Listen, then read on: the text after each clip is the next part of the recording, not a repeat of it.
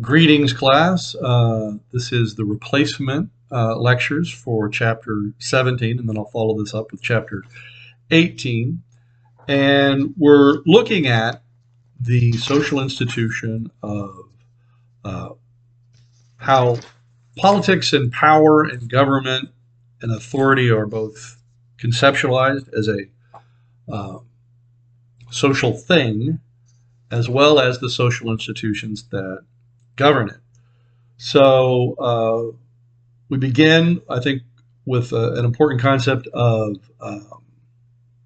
Weber's uh, definition of power, the ability to exercise one's will over others.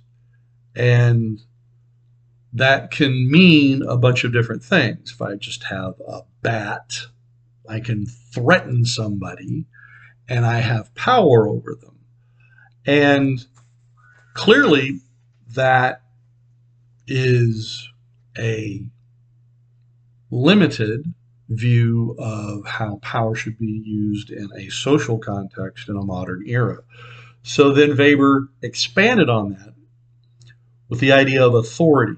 That's power that people agree to follow, that people agree and feel is legitimate.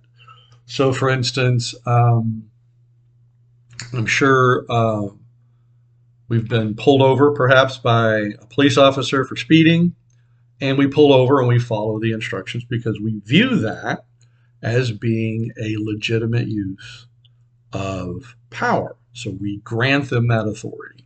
Versus, let's say, if you're out at a mall and a mall cop tries to tell you to do certain things, you may resist and say, no, no, you don't have the authority to ask these things of me. So Weber decided to look into that. He came up with something called traditional authority. This is the sort of kings and queens kind of thing. We've always done it this way, and that's really the basis of why people accept it. Well, we've always done it this way. Who's that guy? He's king. How did he become king? His dad was king. Well, who voted for him? No one voted for him. We've always done it that way. Then there's rational legal authority, what we think that we have in most of the Western societies is the legitimacy of laws and rules, an authority that we give our governing bodies to make regulations that theoretically hem us in, but also make society more ordered. Now, the one that is probably the most alarming, particularly for modern democracies, is something called charismatic authority. This is where the power comes from a leader's personal qualities, and people get invested in following that leader not because they make sense, but because of some amazing ability they have, or perceived ability, or power or insight. And of course, the one that we most turn to is Adolf Hitler. And while 80 years later, it may seem at times even comical to look at Hitler, if you actually watch on YouTube some of those old speeches from the Nuremberg rallies, they're in black and white, but he's talking. You don't even have to know what he's saying. You could just feel this, he's got this rhythm and cadence in his speech, and the crowd is going wild and going crazy. It's not because his ideas were so great. It was because he was able to touch into an emotional feeling those people had. They felt that he was going to fix things, and he was like them, and he was going to make it better, and restore a kind of identity that they feel had been lost. We talk about different kinds of governmental structures: anarchy, monarchy, oligarchy.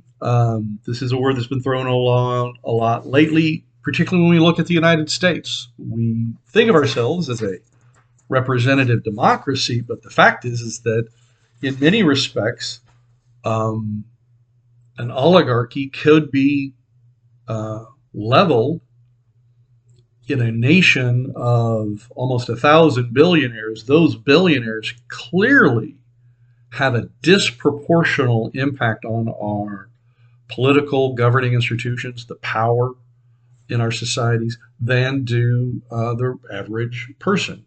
Um, we go back to the Gilded Age often in the 19 teens and 20s um, as an example of disparities between the poor and the wealthy. And actually, things are actually worse now than they were back then. Those that track social revolutions and social upheaval point to this being a very precarious tipping point. The French Revolution happened in times of these amazing wealth disparities. Um, so we shall see. There's a discussion of dictatorship. They use the term totalitarian versus authoritarian. Now, real quickly, an authoritarian dictatorship or regime is one in which all the power is concentrated and they're just issuing edicts. A totalitarian state or dictatorship is one in which they try to govern everything about the citizenry, what you can watch, what you can read, what you can see. And that's a totalitarian. They want to control you totally. Um, there's a discussion of politics in our modern age, and a discussion of voter participation. I actually feel the book is a little light here. We have very poor voter participation. One of the ways that we've thought in other countries to try to handle this is going to the way that, like in Australia, you have to vote. Um, and some say, "Oh, that's too much." Well, the other thing that other governments seem very, perplexed by us is this whole concept of registering to vote. Both Democrats and Republicans have played a game where registering to vote is designed to limit certain groups of people. Where other countries, you turn 18 or whatever the age is usually 18, boom, you're registered to vote. You get an ID, you're already registered to vote. You don't have to prove or take any extra steps. Why is that an issue? Well, your book discusses Reynolds v. Sims from the 1960s, which, according to your book, reifies one person, one vote. Most political sociologists feel that that has been eroded by another decision later called Citizens United, in which corporations and money are given the same right as a person. And again, the whole idea of purging voting rolls and making people like Texas has this, Mississippi, other states have this thing where you have to prove several different kinds of ideas to quote unquote limit voter fraud, even though there's only 3 or 4 cases that they were able to bring of voter fraud. Again, our concern as political sociologists is to look at that and go, is that working for the institution or is that working for a specific group of people? We go to our theoretical perspectives. We see our functionalist theorists saying, listen, these systems need to be put into place, sort of like having speed limits on the highways. We've got to have rules and we've got to have ways that power is used in society. Conflict theorists, of course, take a much dimmer view. They're pointing to a concept that C. Wright Mills, very important theorist, talked about the power elite. He did this way back in the 50s, but it's, again, gotten worse. Only, 300 or 400 people have an incredible pull and impact on politics in such a way that they're often making decisions for the rest of us about who candidates are or what platforms are. And unfortunately, our functionalist theorists would say, oh, no, no, no, we all agree to this. All these things balance out. The fact is that the data shows us no, they don't balance out. The rich have a much, much more disproportionate effect on politics, particularly in America, than do the average person. In fact, actually, the power elite model is much more explanatory. Now, at the individual, social, psychological, or symbolic interactionist level, we look at identity as a key marker. And in fact, when we look at a concept like fascism, what we often find there is a populace or a group in that populace that has lost their identity. They don't have a core identity anymore.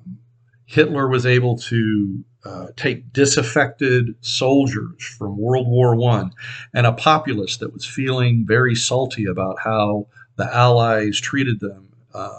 And despite having the Wehrmacht Republic, which theoretically gave them lots of rights and structure, very similar to a UK American style of government, they went ahead and voluntarily turned over that. And how did Hitler achieve that?